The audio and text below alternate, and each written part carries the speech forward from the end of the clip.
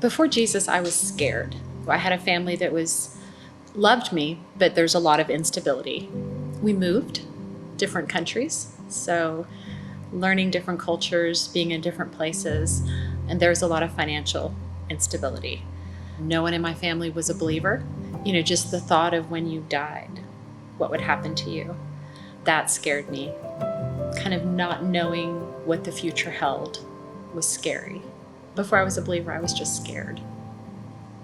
When I was young, we lived in Saudi Arabia for a little while, and it was a very safe place to live there then.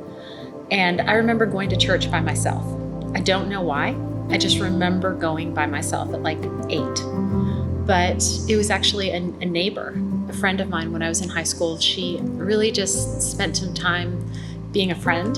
She's still one of my really good friends. But her family did too, right? So they brought me in, they loved me, they cared about who I was, but cared about what I knew, and took me to church, spent time doing those things, had me over a lot. So really it's because her family spoke into my life that I came to know Jesus. I think seeing it now, it means more now. As a parent and as an adult, I appreciate so much what they did in loving me and caring about me and wanting me to be a part of their family and letting me be a part of their family. It's funny because my family thinks that they're not believers, and especially my sister and sometimes my mom, they would think that the things that happen to us are lucky. I'm lucky that I married a good person. I'm lucky that my children are growing up healthy, and I'm lucky that these things are happening to us.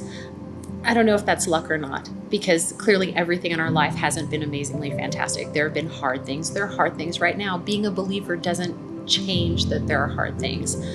But I think the decisions that I would have made things so much harder. I can just see crossroads, right? Where I made a choice to go left. If I'd gone right, this is what it would have looked like, and it would have been bad. Going left doesn't mean it's going to be easy, but going left was where God was leading me to go.